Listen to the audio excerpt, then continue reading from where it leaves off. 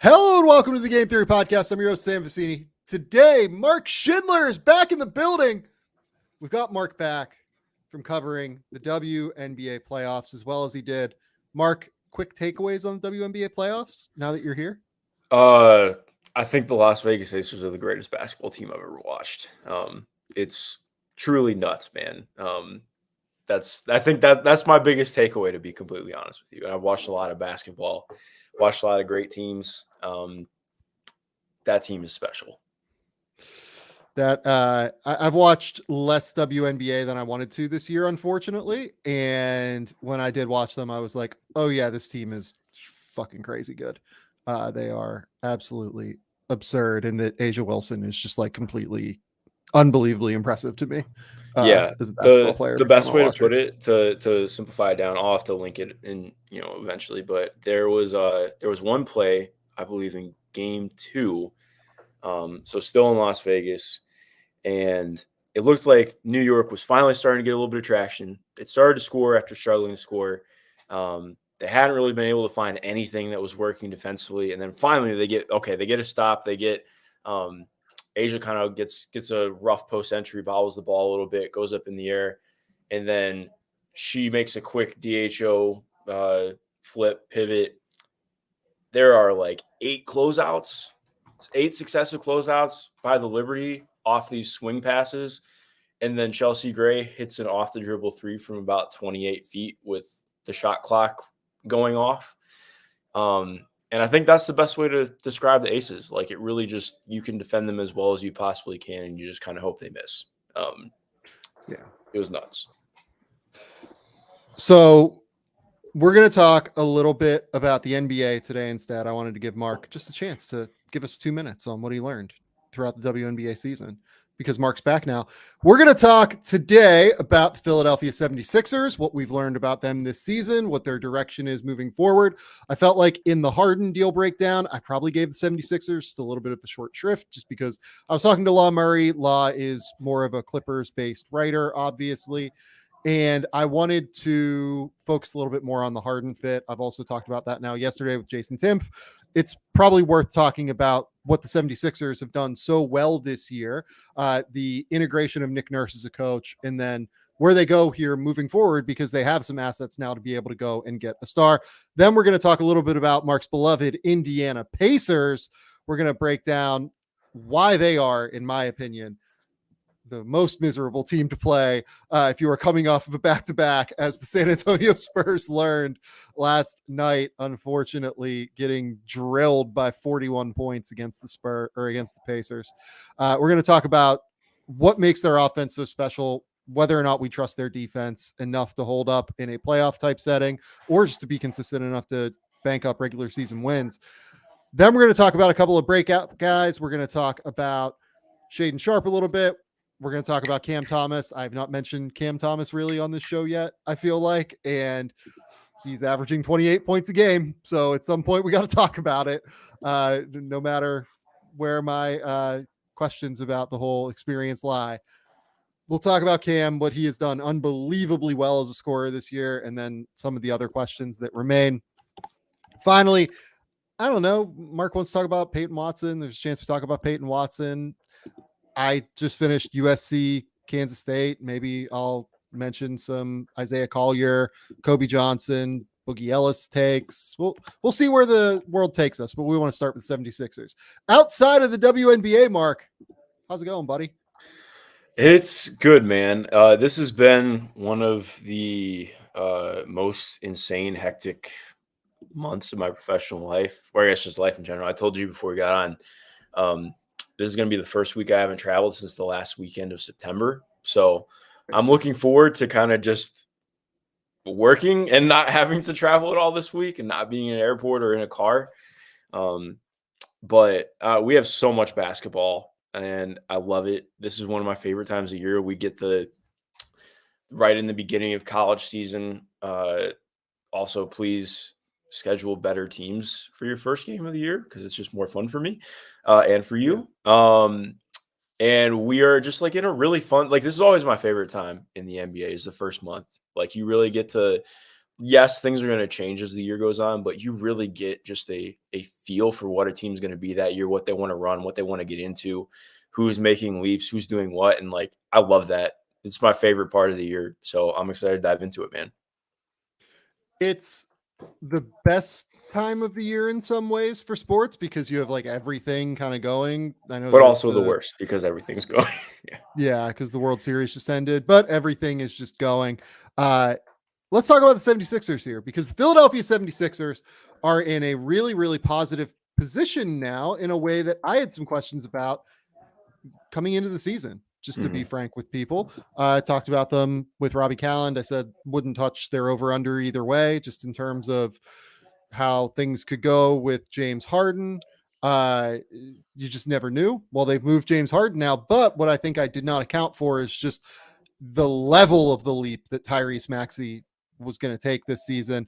The 76ers are currently 5-1, tied for first in the Eastern Conference. They have been terrific across the board in large part because of these two key, let's call them additions, I guess, right? First and foremost, Tyrese Maxey has taken a leap from really good top 60 player in the league to this guy's going to make an all-star team this year. Second, I love what Nick Nurse is doing. I love what he's running. I love what he is. I love the way he is creating space for guys like Tobias Harris to get open shots. I love what he's doing with Tyrese Maxey to be able to get him more space to operate. I just love the entire experience right now. Yeah. I do want to throw in a quick caveat, just per dunks and threes. Our friends over at EPM, they are the Sixers are currently 24th in strength of schedule, but I don't care. To be honest, like I think like it matters, but I think exactly like you're hitting on. So much of this is process stuff for me. Like I do think that yes, you can point out schedule, but also like what they're doing matters because exactly like you mentioned, what's been the biggest thing is Joel Embiid's passing. Like I think we've always seen, especially the last 2 years, we've seen those growths from him. And it's not that I think he's made some giant leap as a passer this year. I think they're just giving him different opportunities, different looks. The floor looks different. There were a lot of really good merits between the Harden and Embiid pairing, but one of the issues always became in the half court. What happens when people load up on Joel and we can't get him the ball? What Nick Nurse has done is said, okay, Joel's going to just initiate the offense from the perimeter for us a lot of times if he's not in the post. And honestly, like if I need to check the numbers, it feels like it's been probably the lowest post up year for him that I can think of. And it's worked swimmingly because he has the entire defense right in front of him. He can see everything. When you have the ball in his hands and you're drawing out the defense too, that opens up cutting lanes in a different way. You can't just lay off of him. And I love what that's done because even then, it wasn't anything that you and I talked about, but I believe you tweeted about it, or I just heard you talking about it on the pod at one point. But like they're just playing the offense so much farther out. Like they're setting these screens for Maxey like 5 feet beyond the 3-point line to get the most out of his ability to get downhill, and that just the pairing that they've been able to put together with them has been really fun because I think just seeing this team go in a different direction while still having a lot of the same pieces and just kind of reinventing things on the fly has been really fun to watch, and also felt really effective. Like you mentioned with Maxey, this has been a very legit leap, and obviously we'll get into that more. But yeah, I think to me that just again like how Embiid's been utilized has been my favorite part to start the year. So 2020 to 20, so the 2020-2021 season, Joel Embiid, according to Synergy, 9.2 post possessions per game. 2021-22, 7.8. Last season, that actually dropped down to 4.8. And then this season, he's down to 4. So we are steadily trickling down in that way. He is absolutely taking less post possessions, which I think is a really, really critical thing to state. And I love what you brought up in terms of utilizing him more in that way, because where I think he has struggled previously in dealing with doubles is more on the block than anything. I think that he struggles to see those digs like down into his handle a lot of the time. And then it just kind of like throws him off a little bit. Yep. I love your point about the way that they have operated in ball screens so far. they're running a lot of empty side actions with him and Tyrese, and they've done a really good job as well of finding ways for Joel to get into the middle of the court, particularly. Whereas you said he is facing all of the action. He can either turn that into a post up, he can hit like a quick little pass, like on a kick out or to a cutter or something like that. And on top of it, the thing that I've been most impressed with, I think, has been the synergy between Tyrese Maxey and Joel Embiid in those ball screens in terms of timing on pocket passes and timings in rolls, because that can be actually a really, really challenging thing to talk about and figure out. I mentioned this yesterday on the podcast with Jason, that if you go back and you remember early on when James Harden got there with Joel Embiid, it took them like a little bit of time to figure out that timing, that synergy. Tyrese and Joel have played together for a long time now, but they haven't run like a crazy amount of ball screens together, certainly not where it's the primary centerpiece of their offense. The fact that they have this synergy already is what really, really stands out, that they have that timing down, particularly on that pocket pass to get Joel in the middle of the court where he can just make things happen.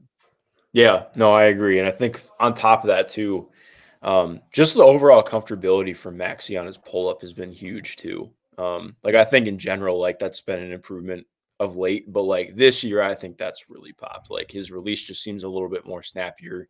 He seems more comfortable getting it off. And when you're talking about somebody taking on as much usage as more of a primary ball handler for them, that's been massive in what you're talking about with what this can be. Because even if you like, I mean, James is a better passer. I think, James is one of the 5 best passers on planet Earth. But like when you look at top down, when you combine the gravity of what Maxey can do as a downhill force along with the pull up on top of what Joel brings, I think this is more lethal than what we saw with him and Harden, or has the potential to be. I think it is. And I think a piece of that is A, the spacing around them, and B, I think it's James, yes, is a great passer, but things tend to be on James's terms a little bit more. And this isn't a bad thing when you're like an MVP caliber player, right? Like that totally makes sense for it to be on your terms. But Tyrese plays just like a more direct brand of basketball than what James does. Like he is attacking, he's making quick decisions, and he's moving it. Like if the shot isn't there, it's going to somebody else. If the shot is there, he's going to pull up. If the pocket pass is there, he's going to get it to Joel. And he's still developing that. Like he's still learning how to read like the third level of the defense as he comes off of that ball screen. Like he's still learning how to read the backside for sure. It's going to take him some time. But it's the directness and the quickness that I think everything is happening as well that's making it much more appealing to watch, and also I think a little bit more effective with Philly.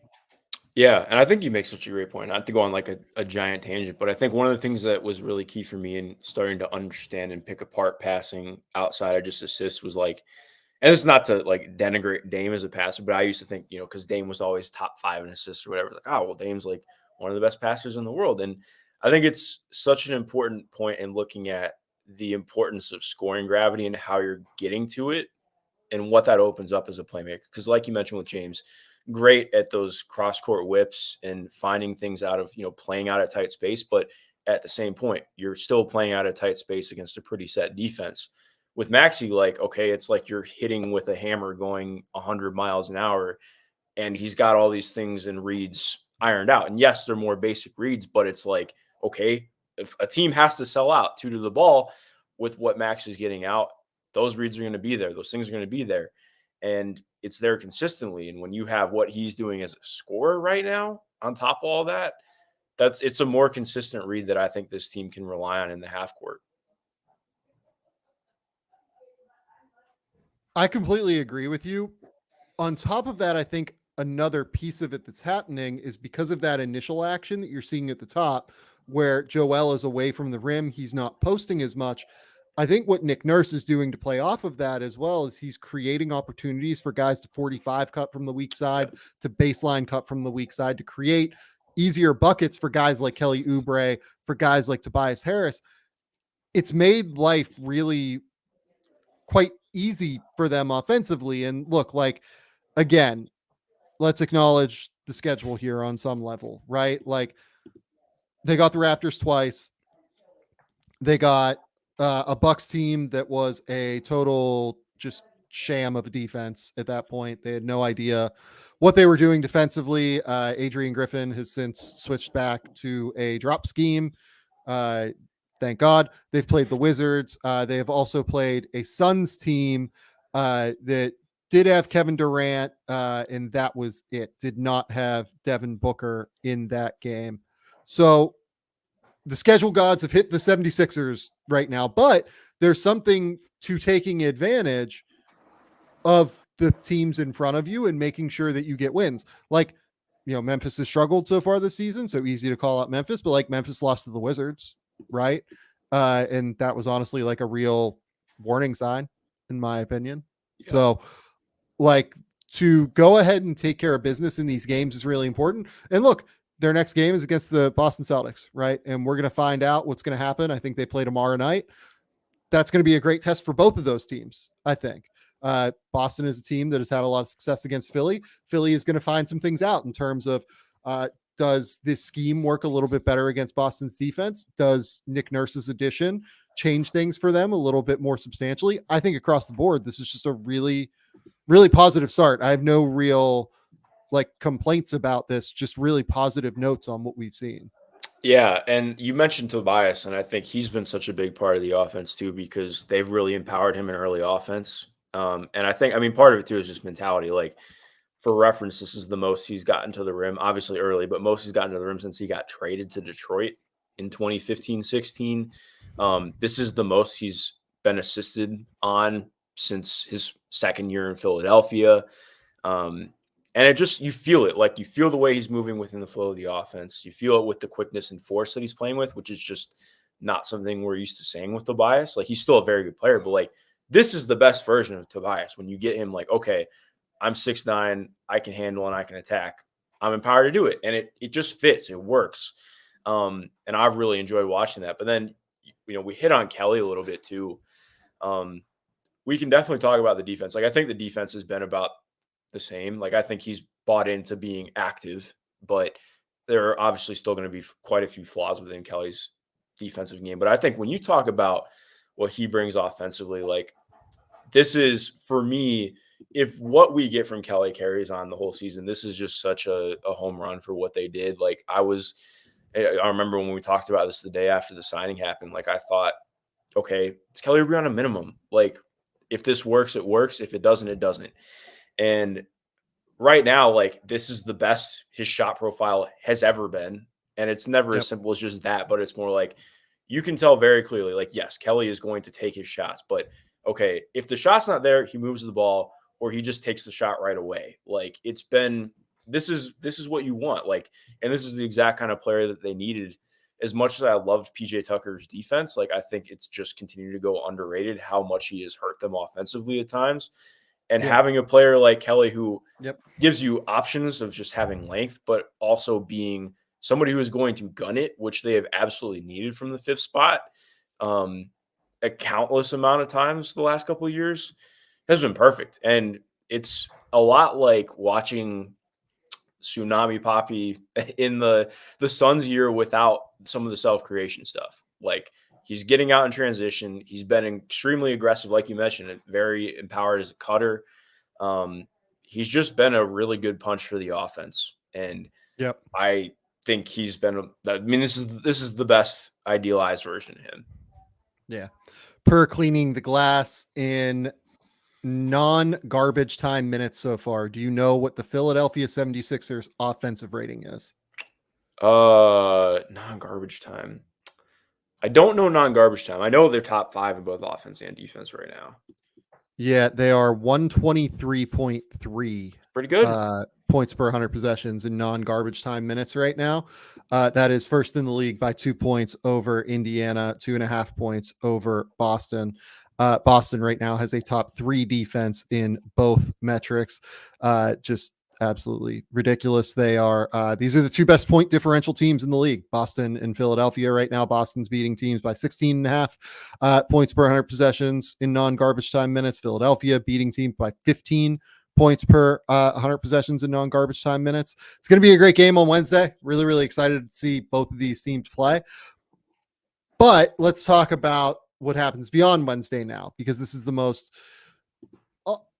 I mean, maybe this is unfair to 76ers fans, but I feel like this is what most 76ers fans are waiting for, is to try and find out, what does Philadelphia do with all of these assets they've accumulated? What I said on the night that the James Harden deal got done was that I think they will be patient, and I think that they will wait until the exact right person that they want to comes along. And if that means the offseason, great. If that means in season, great. In season, the advantage is that, like, let's throw out a name, right? Like, if they go get OG Anunoby from the Toronto Raptors because the Raptors decide to rebuild around Scotty Barnes, you get the ability to have OG Anunoby's bird rights and then potentially be able to retain Tobias Harris, etc., around this team, D'Anthony Melton's cap hold, everything like that, without eating into your cap space this summer. If you wait until the summer, you could potentially have a situation where you get different players available. Kawhi Leonard and Paul George are free agents this offseason. Klay Thompson's a free agent. I don't think Klay's leaving Golden State, but you guys understand what I'm saying when I say that there are different options available potentially if they wait. What type of player do you think the Philadelphia 76ers should be looking for here, Mark, to mix with Tyrese Maxey and Joel Embiid?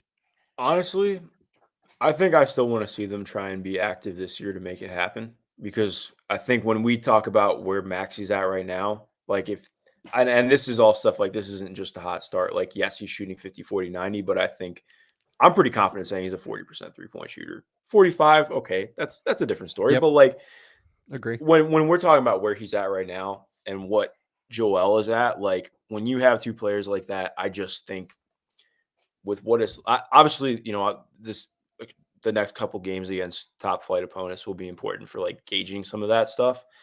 But I mean, I just look up and down everything. Like, watching the Wizards game, I texted one of my friends who's a Sixers fan.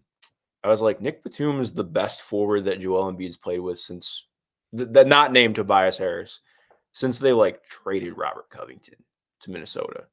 It feels like it's got to be close. Like, obviously you can mention Ben and whatever. But, like, I think when you're just talking about in general what the supporting cast is, I think to me what's missing that I would like to see, I feel like as much as I like D'Anthony Melton, I still feel that he's overstretched as a starter on a team with real title contention aspirations, or I should say with potential title contention aspirations. He does awesome things, but I still think that the overall decision making and actual scoring ability and just kind of streakiness of his shot is a real question for me. But I think, like, if you can put together, like, I'm not even saying he needs to be an all-star level player. Like, I think if you get, like, a legitimate starter who can hold up on defense with a little bit of size at the two, that can run some secondary stuff, then I feel as good as I did about last year's team in terms of making a run before the playoffs happened, I should say. So I don't know. I think it's a very interesting balance of, like, do we want to keep things open for free agency and test that, or do we want to say, hey, all these other teams are in flux and still figuring shit out this year too? Do we want to give Milwaukee another offseason to kind of get this piece together around Dame and Giannis? And, like, obviously you can't just focus on what other teams are doing, but I do think it is part of the equation when you're talking about, like, we don't want Joel to leave. Like, we need to prove to him we are here to win, like, that he can be a winner here. Obviously part of that comes down to him in the playoffs as well. But, like, I don't know. I feel optimistic about this. And I know, you know me, I'm a very optimistic person, but I like this group. I feel optimistic about it I feel optimistic about the team they have right now. I just don't know who the exact player is on the market that would, like, that I would be willing to, like, go all out for right now. Right. Yeah. With the Toronto guys, Pascal Siakam, OG Anunoby, I mean, look, It doesn't seem like the vibes were great in Toronto last year with Nick Nurse, right? So you wonder what that situation would look like, right? For Zach LaVine, if the Bulls blow this thing up, DeMar DeRozan, if the Bulls blow this thing up, I don't know if they solve enough problems for what this Philly team like should be looking for from a defensive wing, shooting, maybe some secondary playmaking, creation problem, given what the price point I think would be for somebody like a Zach LaVine, right? Yeah. I just don't know who the guy is right now. Now, things change throughout the course of a season, right? Like things will adjust and they will pivot and guys will come available, guys will go off the market, right? This is just the way that this works. But I still don't know if I see who the player is right now where I'm like, oh yes, Daryl Morey should use like the last assets he has in his toolbox here and go out and like do everything he can to go get that player. Can I say something that might sound borderline insane? Yes, go ahead. I don't think it sounds insane, but, and I'm not saying that he is like this perfect mold. If you cobble up enough and you have confidence that he will be healthy, which that's an entirely big if. Gordon Hayward does a lot for this team for me and a lot for me in terms of what this group is. Again, you're asking a lot for him to be healthy, but I think if you can factor in the idea of like, okay, we're not asking him to be a star on this team. We're asking him to be like our third or fourth option, or more fourth, honestly, when you're talking about it. Just be a connective wing, be able to hit open shots and be active on defense. I don't think it's perfect, but I think when you talk about just making something happen, I think the issue becomes, okay, well, what salary you're sending out? But he's on an expiring. That's the salary's easy because he's at like 30 and they have Batum, they have Marcus Morris still. I forgot. They actually have a big deal with that. Yeah, they can just like send expirings anywhere they want at this point. Then I legitimately I wouldn't take that off the table if he's able to be healthy for the if he doesn't have an injury leading up to whenever they would think about trading for him. I don't think it's insane. Because to me, again, like looking up and down with I just looking at this group again, it's not even about like Oubre. Like Oubre is, I wouldn't even consider Oubre a neutral defender, to be honest. I think when you look up and down though, just watching a group that like what's always stood out about Nurse is just willingness to be a little bit funky. Like having actual length on this team. Like I think that's what stood out to me the most in watching this group. I'm like, holy shit, like the Sixers don't just have Tobias, Joel, and a bunch of dudes who are 6'5" and shorter. Like there's actual length. There's real options to throw some more activity out there. Like not that he's been amazing, but like, okay, they're like, all right, let's throw Jaden Springer out there. We're going to have him pressure the ball for a 5-minute spurt. See what happens. Like there's been a willingness to actually see what they can do with different options that it just didn't feel like was the thing last year and years prior. So like, I think that's been a big deal for me, especially when you talk about how much pressure was on Joel defensively. Like there still is, like he still needs to be awesome on that end, but there's just more leeway when you have some of this. So I don't know. It's definitely been jogging my brain though the last couple of days.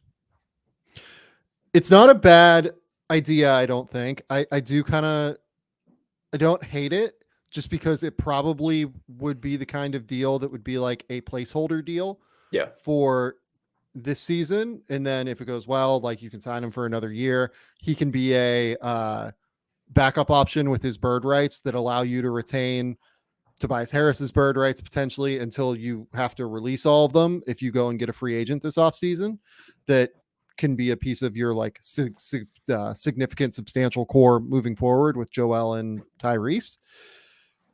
I mean, I don't know. Like, I don't think Gordon gets a first round pick back. Do you? He might. Maybe. He's been like, what's so crazy? He's been quite good. He's been good. He's been good this year. And he's been good in Charlotte. I think it's gone underrated. Like, he's not amazing. He's lost a step off athletically for sure, but he's still a good player. So it's, it again, like you said, I don't know what the price point ends up looking like entirely, but like you mentioned, there just are not a lot of options right now. Like, I don't know if like I like Jeremy Grant, but I don't think that he is the option for Philadelphia for me. Although it would be extremely cathartic if it's like Jeremy Grant comes back and closes the process with the Sixers and they win a title in 2024. Yeah. You don't release all of your potential flexibility moving forward to go acquire Jeremy Grant. I agree with you, but no, exactly. I'm just in brainstorming teams that it's the same would with be looking to make deals. The same with Kyle Kuzma, in my opinion. Yes. Like I think Kyle Kuzma is a really good player. I think he's a really good player though, and like I think that you can make that work. Kuzma's been pretty good offensively too so far. Okay. It's just that their defense has been like unsustainably bad. But then I think they're going to break their own record this year, to be honest.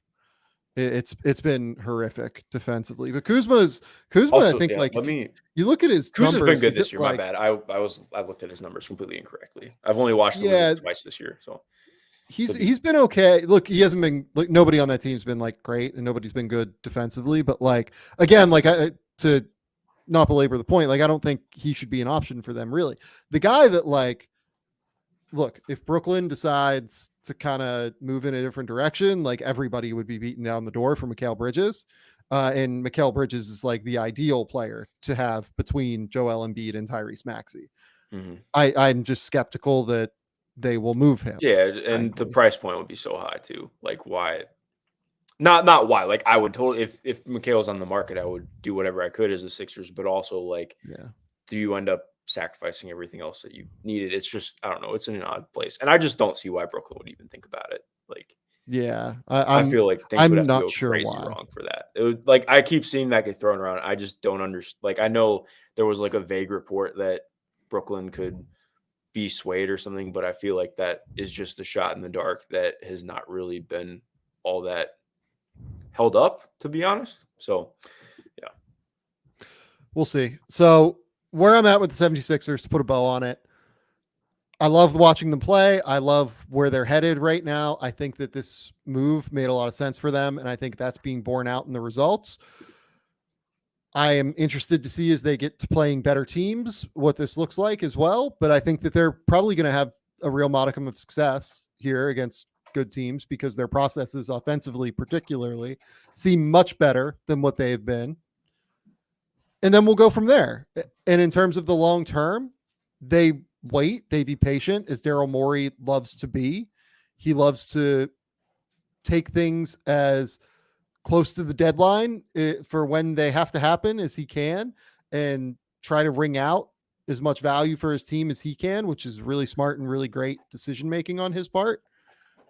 We'll see where it goes now, right? Mm-hmm. And maybe it's this offseason, maybe it's at the trade deadline if somebody else comes free, but I don't see the name quite yet for them where I'm like, I'm selling everything and I'm going to get these guys some help right now.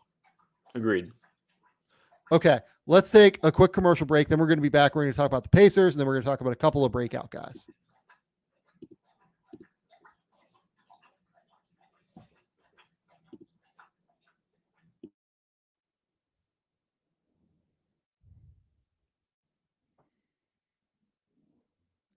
Okay, let's dive into the Indiana Pacers.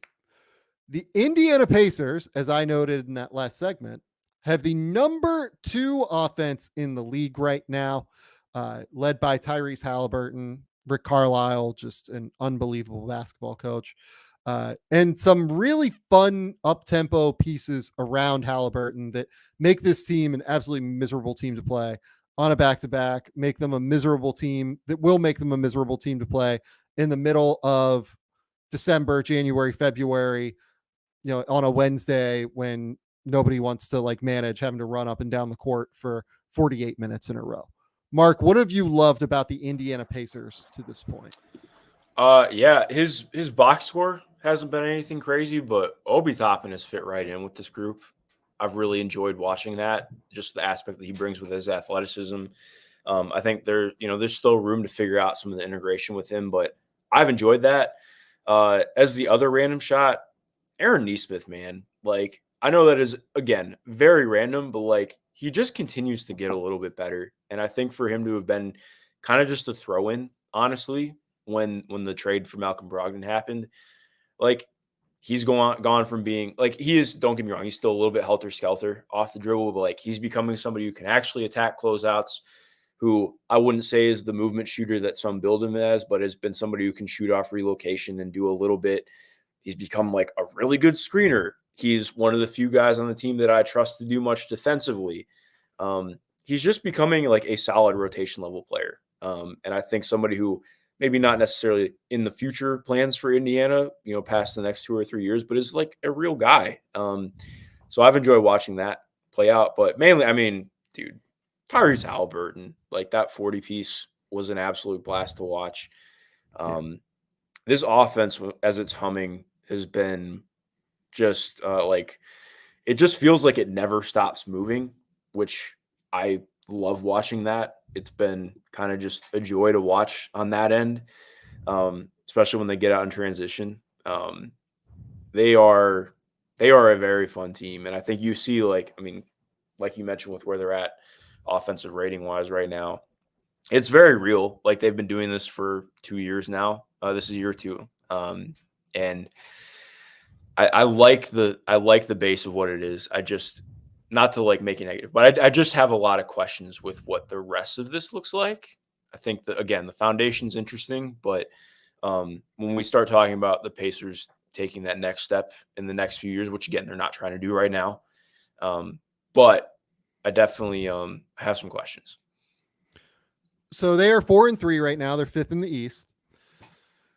What I have loved is just generally a lot of the things you said in terms of the offensive execution.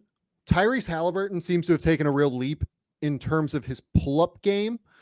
He is now capable of getting into his pull-up with defenders like pretty tight up on him, because while it looks funky and herky-jerky and whatever you want to call it, his ball pickup is so quick into the shot now that it's just really hard to contest him, even with how funky things look like through his base and through his legs. That while I still am so confused on how it works, it just works, and we have to acknowledge it. And I think one thing that throws off defenders is a lot of right-handed shooters when they're going to their right. This is something Tyrese Maxey actually really struggles with. He's not as good at, not as comfortable with it, let's say. When they're going to their right, they're not as comfortable shooting. If you look at a majority of Tyrese Maxey's pull-ups, they're step backs to the left, right? Tyrese Haliburton can get to his step up going to his right, and I feel like that takes a lot of, it puts a lot of pressure on the defense. And I think it catches them by surprise a lot of the time, because it's just really uncommon a little bit. Everything about his load into his shot is uncommon, including the fact that he's picking up the ball going from his right, going directly into his shooting pocket, and then just pulling up with such quickness from 3. Yeah. And as a side note to that too, just his continued 2-man game with Miles Turner is a blast to watch. Like, watching Miles continue to grow into like just this fantastic kind of like trebuchet on offense. Like, he just gets the ball and guns it. And he's gotten better at making some of the swing passes and doing stuff off the bounce too, but it's just like, has really figured out his fit in this system, and Tyrese and him have found a really good synergy together. That's been awesome to watch, because I just was never quite sure Miles was going to hit this point as an offensive player. So there's been a lot of really fun things with this. And we didn't even mention, dude, Bruce Brown. Bruce Brown has been awesome. Like, he's been kind of exactly what I envisioned, and he's been even better as a shooter. Like, again, we're short ways in. We'll see if it holds up, but has just been like a very good fit on this team in a way that you could think about it and it made sense totally. But he's looked really good with this group. Well, and with Bruce Brown, Tyrese Haliburton, Aaron Naismith, etc., do you know what the top 5 guys right now in terms of minutes played per game for the Indiana Pacers are shooting from 3? I thought you just meant in terms of minutes, because that's an entirely different story. But in terms of, they are shooting insanely from 3. So Tyrese Haliburton is shooting 40% from three. He's the lowest. Yeah. Bruce Brown is at 45.2. Miles Turner is at 41.4. Aaron Naismith is at 45.2. Buddy Hield is at 46.2. I think the only two like truly sustainable numbers there are probably Hield and Haliburton.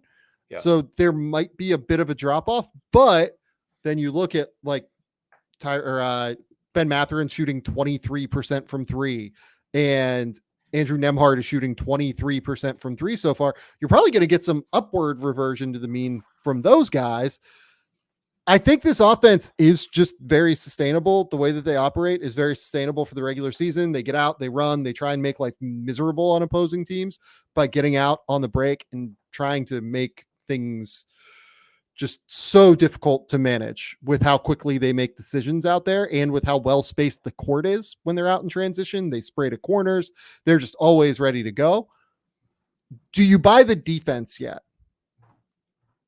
That is bad. Do you buy them in any way, shape, or form being able to defend at a level that will allow them to have like sustainable success? Yeah, no, this is why I wanted to talk, because our good friend Caitlin Cooper wrote about this the other day, or she might have just tweeted about it. I might not have written about it, but like, I am legitimately worried about this defense as a whole, not just this year, but like if these are the pieces moving forward, that they are going to be good enough. They have tried a bunch of shit defensively. Like, they're not just running one coverage and saying, fuck it, we ball. Like, they have been trying different things. They've been trying different lineups, and there is like nothing that's sticking right now. Like you mentioned, the game against the Spurs, they were 30th in defensive rating until they beat the shit out of the Spurs yesterday. Spurs were coming off the back-to-back, and that offense has, they've had, again, when you're a young team, you're going to have good flashes, and then last night they did not have a good showing. They didn't shoot well. As awesome as Miles has been offensively, I was talking with some people the other day, and I hadn't really thought about it, but they brought it up with me. Like, I do think that he's lost a step defensively, to be honest. Like, I think in terms of some of the perimeter stuff, like, I don't think he was ever a full-on switch everything guy. But he has gotten cooked a little bit more than I'm used to seeing on the perimeter over the last, even just going back to last year. And again, part of that is, okay, who's around him? This team plays four guards often. That has to factor in the equation, to be fair. Like, I think when you're playing, like, him and Sabonis work so well together at times because they could play off one another's size. Like, having that kind of safety net behind you, even if Sabonis isn't a great rim protector, like, it's just different when you have that kind of size or length behind you. So I do want to be fair with that. But in general, I do think that he is not somebody that is going to bolster them to just be an average defense. And there was a point in time where I do think he was good enough to do that. Again, part of it is what this group is, but I do think in terms of the mobility, I wonder about that because he has had some of the built-up compound fractures in his foot. Stress fractures, not compound fractures. He's had some of the stress fractures built up, obviously dealt with some of that last year. Again, though, you look, Haliburton has not improved at all offensively to me, which has been frustrating to watch. It's definitely a big piece of it that goes under the radar when talking about Tyrese. That the defense he's been like legitimately bad defensively in Indiana. I think a lot goes to like, well, he goes for steals and plays hard off the ball. Yes, but he is rough on the ball, like very rough on the ball. A lot of the stuff where, yes, he may get steals, it's a lot of gambling. I don't think it, like, there's a lot that is carried over from, there was a projection of him coming out of Iowa State as like this multi-tool defender who, yes, he was small, but he fights. Like, that has not carried in the NBA for me. I think there were some times in his rookie season where I felt that was there, but as he's grown as an offensive player, I don't think that's carried the same. And he's been honest in saying that himself. On top of that too, now that Ben has not shot well, I think it's come out as well. Like, Ben is an awful perimeter defender. He is really bad off the ball. He's not good navigating screens. He really struggles to guard up. He has a high, like, he plays really high too, so he gets taken off the dribble easily. When the shots aren't falling, I think that stood out even more. When you look across the board, like, I think Bruce is a really solid defender. He's not like, an all defense guy to me. Same thing with Aaron. Like, I think Aaron does some really good things on the ball, but like when you look up and down, again, like I don't want to put this all on Miles. It's not my intention. It's more just like this roster is not built to be good defensively. I think that there are some things that they can do to be serviceable, but when you start talking about what the group needs to be at the next level, it's not there. And I know a lot have brought up like, well, what about Jarris? Jarris has not looked good yet in his minutes. And I think that's to be completely fine. Like, it's early. I think we've seen more and more. Even lottery picks should take time in the G League. Like, he was a young dude coming out. He's a one and done. Played at a very different system in Houston. I think we'll see a lot more of him later on in the year.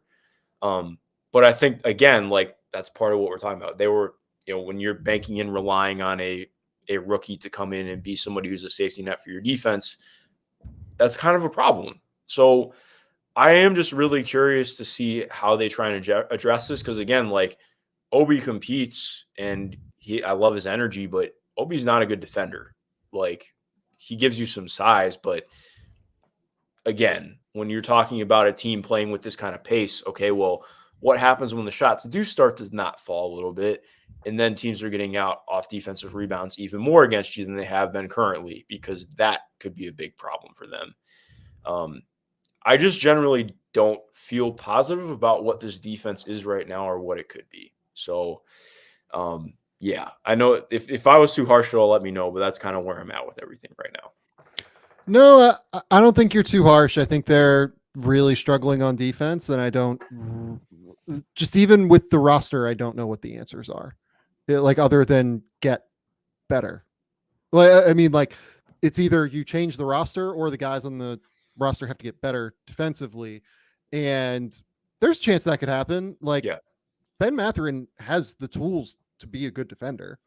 Like there's nothing wrong with Ben Mathurin's build. Like Tyrese Haliburton, God love him, he is very skinny, has kind of a high center of gravity, and probably does not have the tools to be an elite defender. He has the anticipation and the length to be one, but just athletically and in terms of his actual build, it's going to be hard for him to be a great defender. Ben Mathurin has the tools to be a good defender. He's strong, he's physical, he's explosive, he has quickness. Like there's no reason for him to not be able to defend at a reasonable level.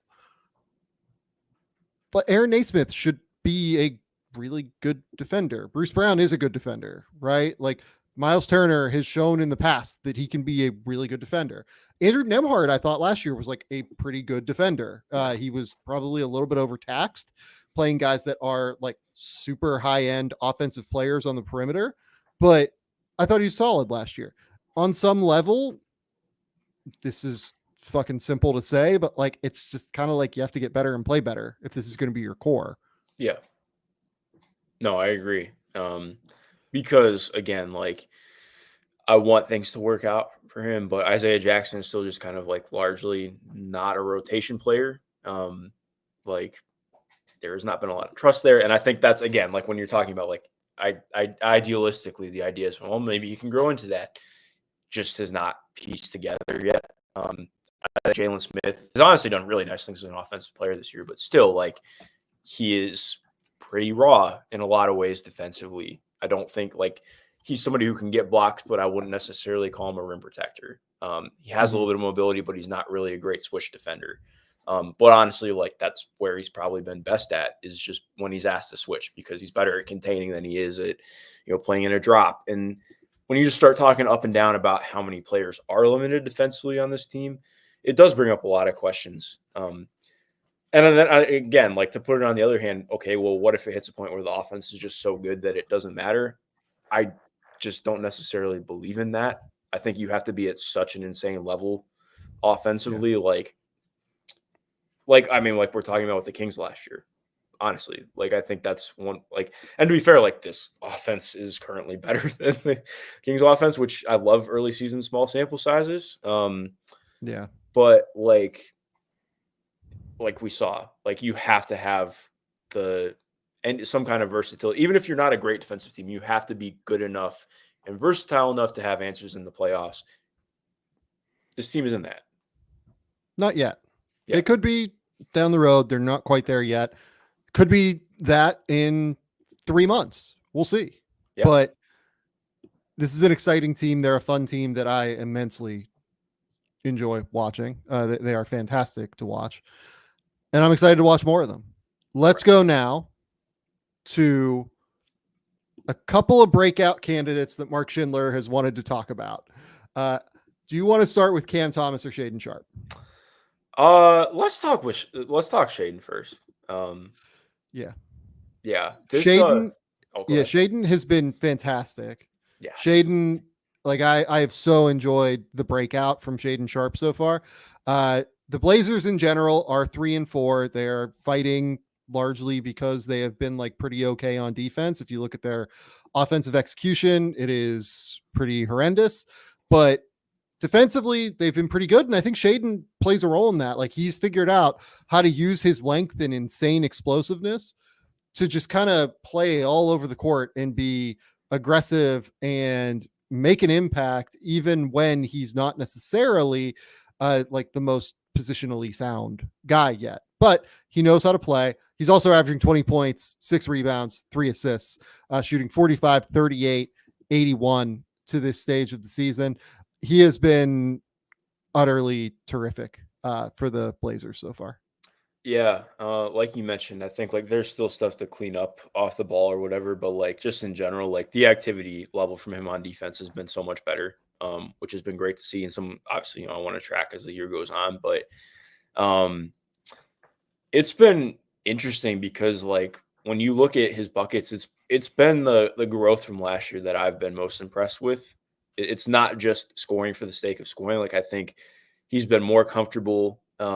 Just in general from the 3-point line, which is important when you talk about like one of the guys who probably took the most 21 footers last year. He's been just more comfortable getting into his shots. He's not thinking as much. I think I've probably been most like the assist numbers don't pop, but I think I've been most impressed by just some of his decision making in general. Like it's still basic stuff, but like I like the delivery. I like the thought process. I like the quickness on it. And seeing the scoring blossom to where it's at now, like, I'm very clear, like probably number one for most improved right now, with what he's done in terms of just becoming this guy. Like, again, it has to be for a whole season, but based on what he's done right now, I feel pretty confident on it moving forward. I'm going to be interested to see more and more of him getting to the rim, but in terms of what he's doing, creating shots, as a guy who isn't even like really taking up as much usage as I envision when you think about somebody scoring 20 points per game. It's been really fun because it's still a lot of like operating more off the second side or playing out of transition. But it's been good stuff from him. Yeah, and I know people don't love the idea of giving like most improved or something like that to second year guys, right? You'll hear complaints about that oftentimes. I think it's worth noting just like how far off the mark Shaedon was last season up until that final little stretch where he really put it together. Yep. And like, I think he averaged pretty similar to the numbers he's averaging now over their last 9 games when Dame missed and they kind of moved forward into a tank. Shaedon, at least according to EPM, which in my opinion is the best all-in-one metric in their estimated wins model, he was the 9th least valuable player in the NBA last season. And that's totally to be expected. He is a teenager that did not play college basketball, directly stepped in essentially from high school. It would have been miraculous if Shaedon Sharpe would have been able to play in any real tangible way as an NBA guy last season. But the level he's shown this year is a drastic improvement beyond what we saw up until those last like 9 or 10 games. I don't think I would vote for him for most improved. I still think that like the leap from where Tyrese Maxey went or where Scotty Barnes went to being like all-stars, which is where they would be through the first 10th of the season. I think that is a more difficult leap to take, but Shaedon Sharpe, I think, is like on the short list right now for guys that have just been really, really impressive and incredible throughout the season so far. Yeah, I think saying short list would have been better than me just saying number one, because I agree. I didn't think that through. But, when you talk about just in general, too, I think it's this Portland team just like not to get like too deep into it, but this Portland team just kind of racks my brain because it's like you mentioned, I think there's been some solid stuff on the defensive end, but the offense has been an absolute mess for a myriad of reasons. But I think, again, like when you talk about that, Shaedon's been playing as well offensively and somewhat in the flow in spite of that has been it stood out to me. It's been really fun to watch. Yeah, I agree. You wanted to talk quickly about Scoot too. Yeah, I just want to say I'm not really worried about Scoot. Like Yeah. it's been 5 games. I just wish people could relax. Really quick, one of the things that's going to be most interesting for me to watch when he is back is how he and Ayton build chemistry, because it is not there right now.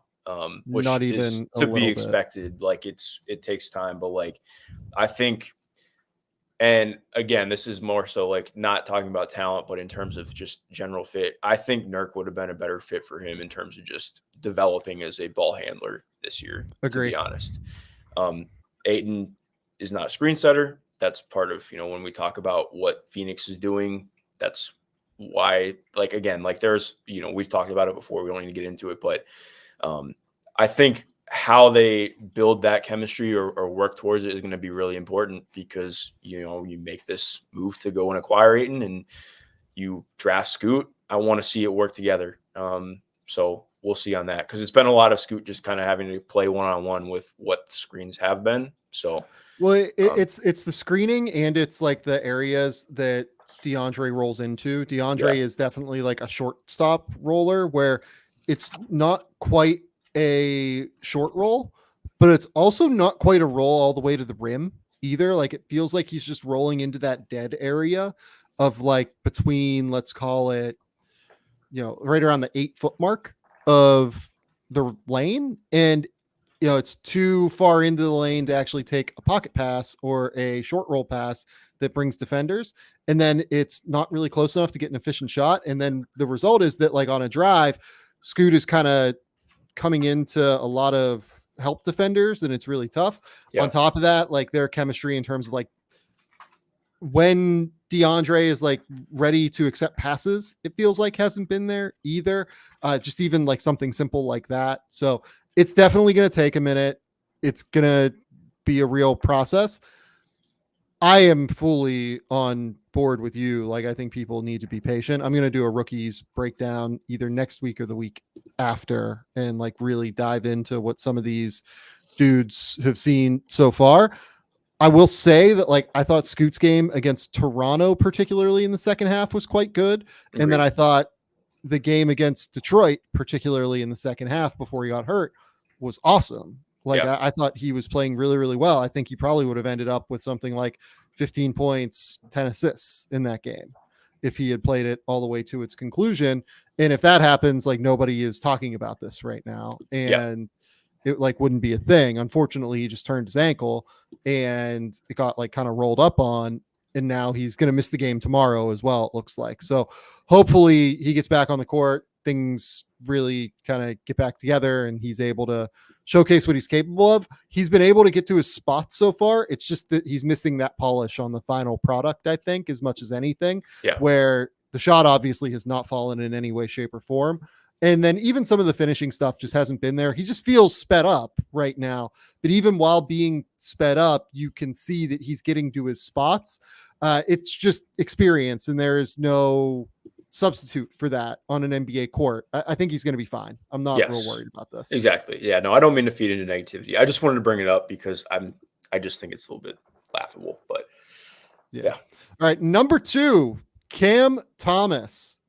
Give me Cam Thomas takes, because I don't need to really I think if I remember correctly, I believe I saw the stat somewhere. He has like the highest usage percentage with the lowest assist percentage ever.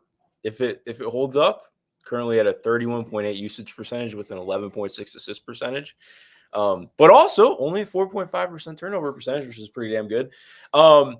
It's interesting because, like, obviously, do I think that Cam Thomas is going to be an all-NBA player or somebody who should be leading a team? No, I don't think anybody worth their salt thinks that. But I think, to me, and so much of what has been fun to watch with Brooklyn is, like, they kind of needed this from him in an extent.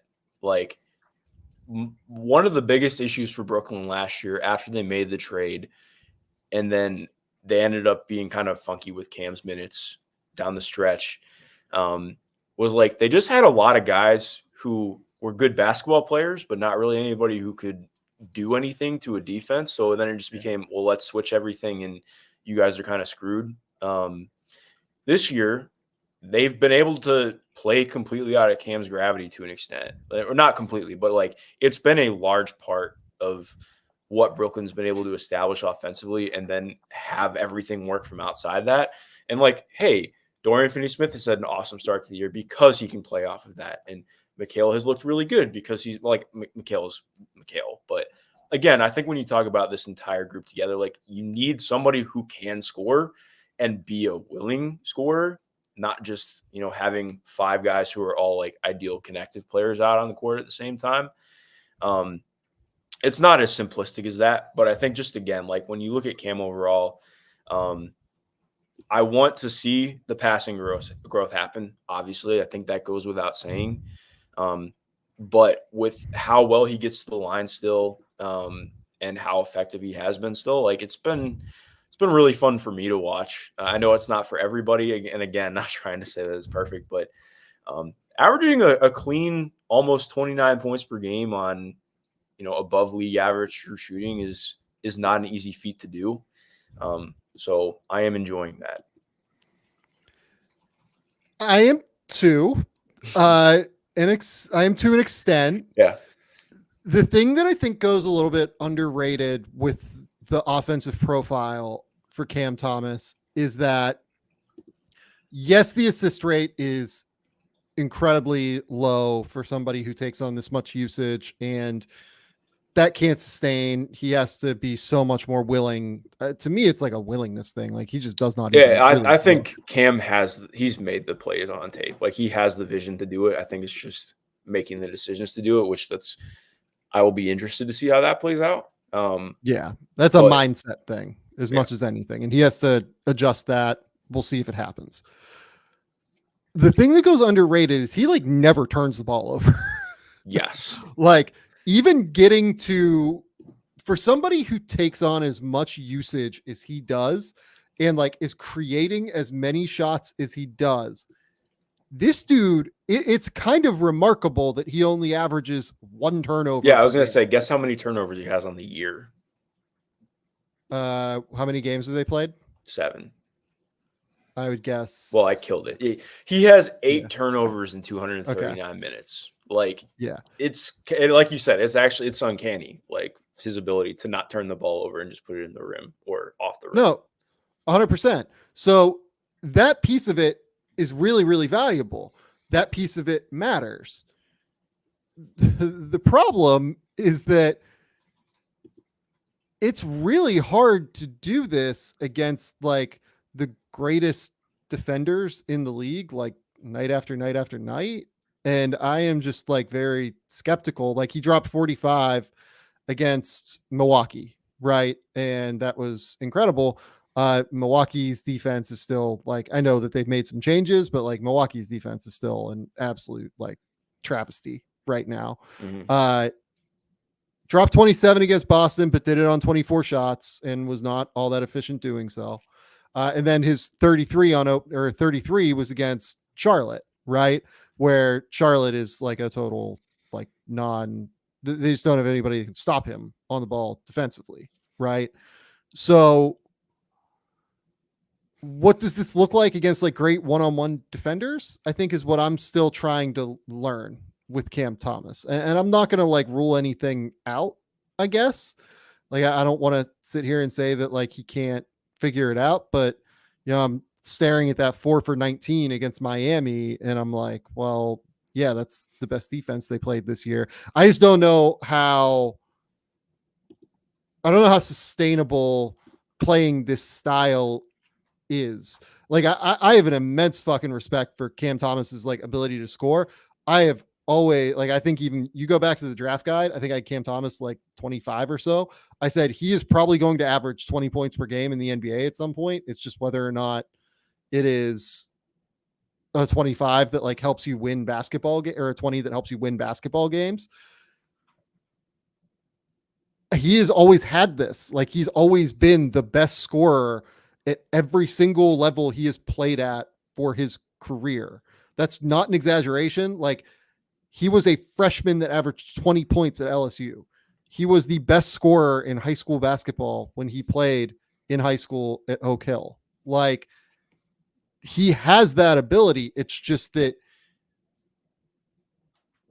I like, there's the idea that, like, with roster building, that you can cover up deficiencies and like make things work around guys. With somebody that like wants to handle the ball that much and not pass and like not play make, I actually don't know how much you can do to like shore up the deficiencies when he's going to be on the ball and he's not going to pass. And like, he has to be quite literally the best scorer in the NBA, or like one of the 5 best scorers in the NBA, for it to work. And he might have that. Like, he actually has the upside to do that. That's how good of a scorer Cam Thomas is. He just needs the mindset adjustment a little bit more, while also me calling out that like, he is an immensely fucking gifted scorer who can get to his shot from any footwork, from any spot on the court, going to his right, going to his left, in the mid range. He's much more comfortable there, but he can get it from 3 as well. He is absolutely fantastic as a scorer. And like, there are so few guys around the league that I will say have potential to be a top 5 scorer in the NBA. He is one of them. The rest of his game right now is so deficient that the rest of it has to come along, I think. No, I agree. But again, like, I think, because I mean, I'm not disagreeing with anything you're saying, but I just, to keep in perspective still, and not saying that you're not keeping perspective, but like, he just turned 22 this month. I mean, 100%. last month. And like, the the number of players I can point out who have been averaging 29 points per game on their 22 is pretty few and far between. So I agree, but like, in terms of talking about like, if you can just make some of those things come along, which I know that just has never been there, but it's worth finding out. So I think that's part of what's made me so interested in Brooklyn as a whole. And he's gotten to the rim more and taking more threes this year. So that has been a nice little boon. Not that it's perfect, but. So we've talked about the offense. Brooklyn so far this season has, let's see what their exact ranking is. I think they're 24th right now. They're 24th in defensive rating at 117.2. According to Basketball Reference, shout out good folks over there. Do you know what, in the 240 minutes that Cam Thomas has played, do you know what their defensive rating is? Oh, I probably don't want to know, do I? Like 119? It is 122. When Cam Thomas is off the court, they have a 107.5 defensive rating. It's basically like the difference between like first and last in the NBA right now. Yeah. And that's not all him. I want to be clear about that, but he is a bad defender that has so long to go on that end right now. So you have to play him. Like, he is so good offensively that you just got to go and you got to roll with it, and you got to take the lumps when they come. But man, like, I've got some questions. I got some questions, Mark. Yeah, no, I agree. And just to answer one of the questions from the chat, because I think it's an interesting question from I Am Not Him. Damn, well, no, don't say that to yourself. I'm glad that you are answering questions, because I wanted to go to questions in the YouTube chat next. So let's just go there. We'll transition from there to there. No, he said he's benefiting a lot from the 5-out spacing. Do you think his numbers will drop when Claxton comes back? Honestly, I'm not really too worried about his numbers dropping because of Claxton. I actually think when you're talking about passing, like, I think that's what I'm most interested to see, is him getting to work with a lob threat like Clax, because I think Cam has always been a solid enough lob thrower when he wants to, and I think if you can get that going with Claxton, that could be interesting. When you talk about who their bigs are right now without Nick, like, it is a little bit dire. I mean, it's been a lot of Ben Simmons playing the 5 when he's been out there, and I still am a Shaedon Sharpe believer, but in terms of everything coming together defensively right now, it has not been there. So I think having Clax back in terms of getting some of that will be interesting, and I think it'll be to his benefit, in my opinion. I don't disagree. I just think that like so much of it is a mindset thing that like Yeah. what'll help them is they'll get better on defense when Nick Claxton comes back, and that number I just cited where they are giving up 122 points per 100 possessions when Cam Thomas is on the court, that will go down when Nick Claxton comes back. That is the most important piece of it. And honestly, I think Cam's game offensively is almost like agnostic of who is around him in some ways. Like, yeah, the spacing helps so that like he can't get doubles like thrown at him all the time. But like, even if he gets the doubles coming on the drive, I feel like he's just going to stop early and pull up and he'll make it work that way. Like his scoring game is so refined and polished, and he's so gifted in that way that I think that I just don't. Yeah, like he's such a weird guy. I have such a respect for his offensive craft and skill set, and I just really struggle with everything else. I really, really struggle with it. Yeah, no, it's fair, man. He certainly is. He is. There are not players like Cam Thomas, and that's the best way to put it. Few and far between. Okay, let's grab some questions. I asked in the comments here for the last 10 minutes, and there was one above that I wanted to talk about. From Jake Slack. I know it's an NBA show, but what's up with UCLA? Why recruit these guys if you're not going to play them? My read on that in terms of like not playing them and playing like Kenny Wuba for 24 minutes last night and only playing Ade Mara for 6 was that, you know, Ade Mara just got eligible a couple of days ago. Berke Buyaktan Shell is, it seems like, still caught up in this, according to John Rothstein, where it's a real question as to whether or not he's eligible, or at least they're going through the process, let's call it, as opposed to a real question, right? So that takes out 2 of those guys. Jan Vide, frankly, I've just kind of heard that like Sebastian Mack looks great and Dylan Andrews looks great, and Jan Vide, you know, is going to have to beat those guys out for minutes. And then Elan Fiblé is just going to take time. Like he's a multi-year guy there. So I'm not really concerned yet about UCLA is what I would say in terms of giving out minutes to these international guys at this point.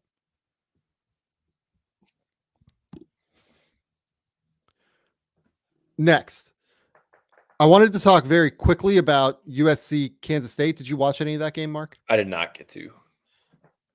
It is a wild, fun game.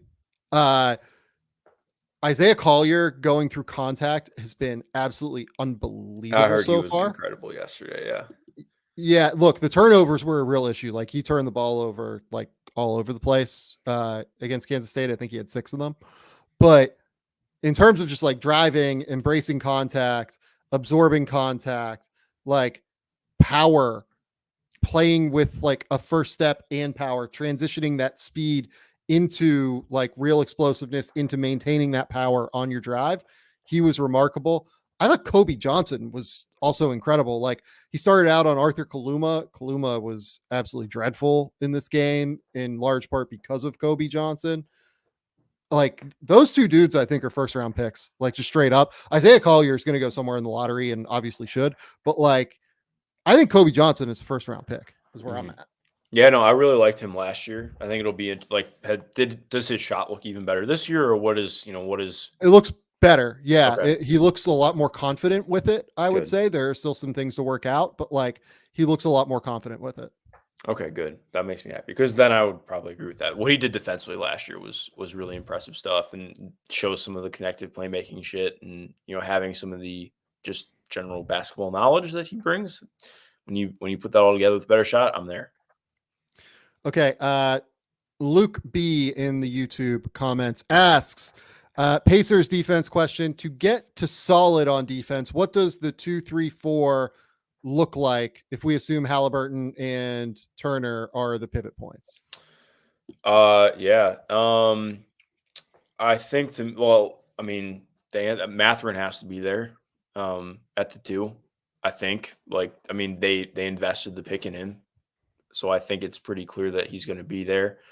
And he just has to get better, is your point. Yeah, he just right? has to get better, point blank. I think to me, Jarris at the 4, that is the hope, that is the goal. And I'd be pretty confident in that happening. I think the 3 is where it gets really interesting. Because when you start talking about okay, what kind of player do we need who covers for some of the deficiencies? Because I do think to me, I would have a lot more confidence in. Dude, it's rough because trying to think of guys like Ben who have some of the struggles he does, he's a lot like Jaylen Brown defensively, but he is not even as good as Jaylen was defensively coming out of Cal. Not that Jaylen was awesome, but Jaylen at least had some of the stuff on the ball. He used his length a lot better. He was just generally more active.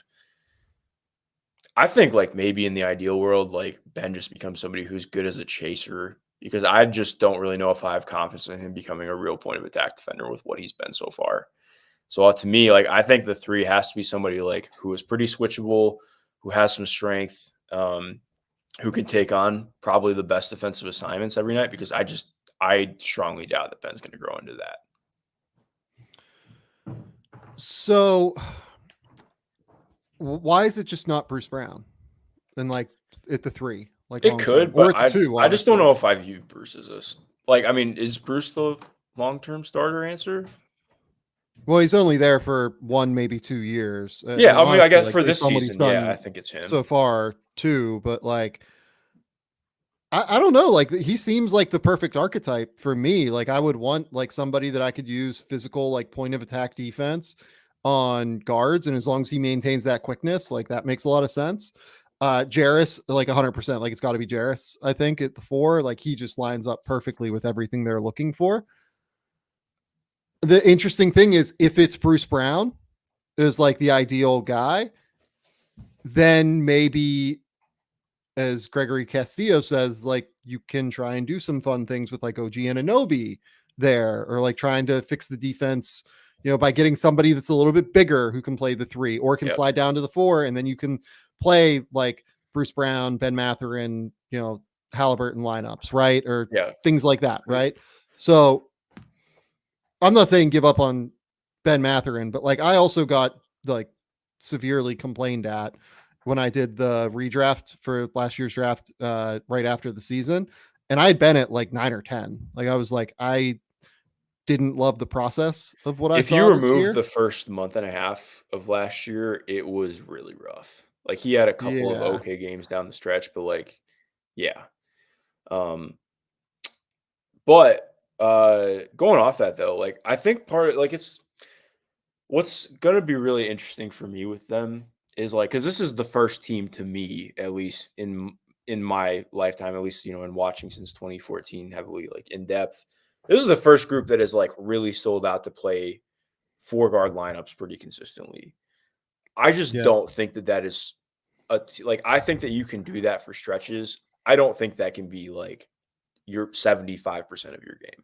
I think that there has to be at least an answer for somebody to come off the bench, or at least you have somebody who can be a spot starter that gives you additional length and opportunity.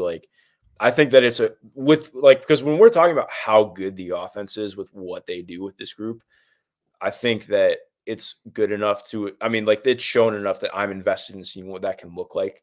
But again, I think it just becomes more of you have to have somebody who is good enough as your 5th or 6th man that can elevate as more of a combo forward and still fit in, just to give you additional looks. So I think it's just kind of finding that guy. I mean, honestly, because if you add OG to this group, they end up being it's not that simplistic, but then I view them as at least I don't think that they would be a bottom 10 defense in the league if they were able to add OG Anunoby. Yeah, no, I agree. Depends what you give up. That's the guy. Yeah, I would give it everything to get to get OG on this team if I'm the Pacers, because even if he's not the the prototypical like 0.5 second guy. I think he fits in so much with what they would want to do, Yeah. and has the willingness as a shooter, can do some of the off the bounce game. Like that's the like you said, that is like, if I am the Indiana Pacers, I have written on my proverbial whiteboard that gets screenshotted in the background, OG Anunoby at the top. So yeah, make it happen. A fun one here from Whoosh. Who should the Bucks go and try to get to address the perimeter defense issue? DeLon Wright? ? Yes. I kind of like that. That's pretty good. That was my answer. Also, actually, yeah. The weird part with the Wizards for me is like there are so many guys outside their starting lineup, or I mean even some in the starting lineup too, where I'm just like, it would be cool if they could like be a rotation player somewhere else. Like Corey Kispert is a good basketball player, and I would love to see a team go snag him. Not that I think Washington should just give him up for nothing, but yeah, DeLon would do really good stuff for the Bucks. So here's the problem with this. Like I need to understand this a little bit better, maybe, but like, I think that functionally it might be a little bit difficult for them to get DeLon right now, unless they moved Connaughton, because Connaughton his deal is 3 years still.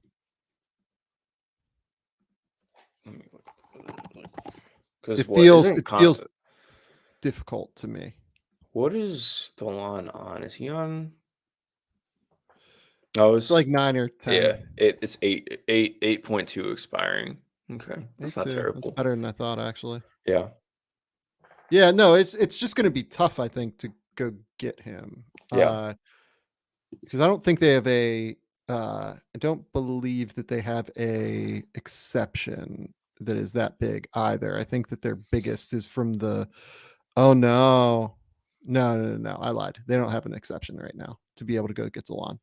But like if you did, I'm like trying to like formulate something together here. Like if you did something like some of these I mean, like it'd have to be Connaughton, I think, to make this work. Like unless you did, it'd have to be like a weird 3-for-1, and like the Wizards just don't have that functionality. So that would be really difficult, I think, to do. Yeah, no, I agree. I do want to say though, Denny Avdija has had a nice season so far. I've enjoyed Denny Avdija. Denny's been fine. Yeah, Denny's been solid. I am kind of tired of hearing what if Denny shoots? I'll believe it when I see it. But I'll give one more name, by the way. I really like Jordan Goodwin. Like I'm trying to think of like minimum guys that like you could theoretically do with this. I really like Jordan Goodwin for Phoenix. You know, he was with Washington last year.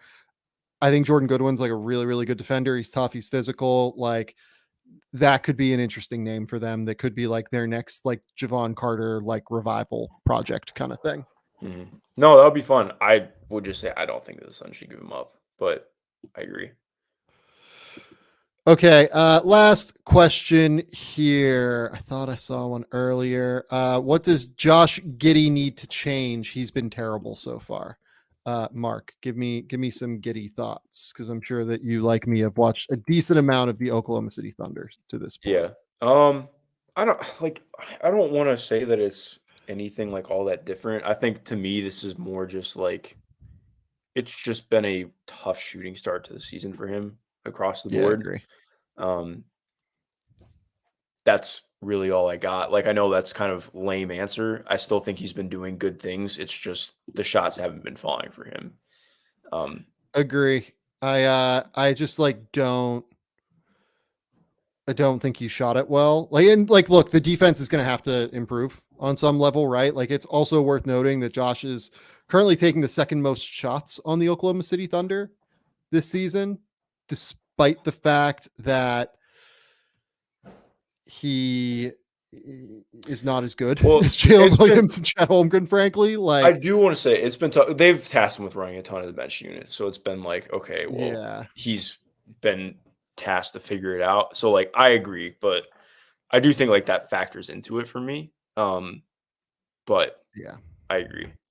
Well, it's like the finishing hasn't been there either, right? Like it's not just like the shooting, it's like the finishing hasn't taken the leap. I do think he'll be fine. Like, he's too smart, he's too big, he's too talented. Like, he'll be fine by like game 20, I would guess. Hopefully starting tomorrow because my fantasy team needs it. Yes, you do. If you have Josh Giddey on your fantasy team. Mark, we went 5 minutes longer than what I wanted in terms of question and answer, but we're going to call it here. Do you have anything you want to talk about at the end here, before we leave? Last thing I do want to shout out, Peyton Watson. I'm just intrigued, man. That's all I want to say. When Michael Malone will actually play a player and he's not forced to, I'm intrigued. He's been solid. Not going to say that he's a world beater yet, but looks like he'd be a real rotation player for them this year. Love the defense, love the energy. If the shot comes around and continues to develop out, I'm so sold. There we go. I love it. I love that you are taking a minute to shout out Peyton Watson. I think I've done it a couple times on the show. I think Peyton's been really terrific this year. Yeah, the defense has been so fun. Defense has been fun. The cutting's been really fun. Like, the whole package has been great. Yeah, that's about all I've got. Mark, tell the people where they can find your work. Tell the people what's going on. You can find me on Twitter at MG_Schindler. I wrote a really big piece breaking down Juju Watkins's performance for USC yesterday. For reference, she broke Lisa Leslie's scoring debut record at USC. That's pretty good. Watch that. One of the most insane freshman debuts I've seen from a player, period. We'll have something coming on Asar Thompson on Thursday. Actually have something coming out on a prospect. I had a one-on-one sit down with them and watched the film with them yesterday, which will be really fun to watch as well. A lot of stuff coming out. You can find me over, again, on Twitter. I work for 7-Star Digital doing all things basketball. So check it out. Go follow Mark. Mark is the best. Please go follow Mark's work. He does a fantastic job on both the men's and the women's side. I will be back later this week with a few things podcasting wise. I will probably get Bryce into the mix here on Friday. I'm not sure yet. We will see. We're probably going to do a mock draft on Wednesday next week, something like that. So maybe Bryce will get a minute here to prepare for that. We will see. It depends on what I decide I want to talk about mostly. Later this week, starting tomorrow, realistically, I'll have a Scotty Barnes video up breaking down his game against the Spurs from over the weekend. I thought he was like fucking fantastic in that game. We're going to talk about everything with Scotty Barnes and how impressive he has been to this point of the season. And then I want to do his Ion video still this week. My guess is that I will try and do that as well. So keep it locked here. The podcast, we'll have some fun. Go to the YouTube channel, subscribe there. Those breakdowns will be exclusive to the YouTube channel. That's about all I've got. So until next time, we will talk soon. Bye.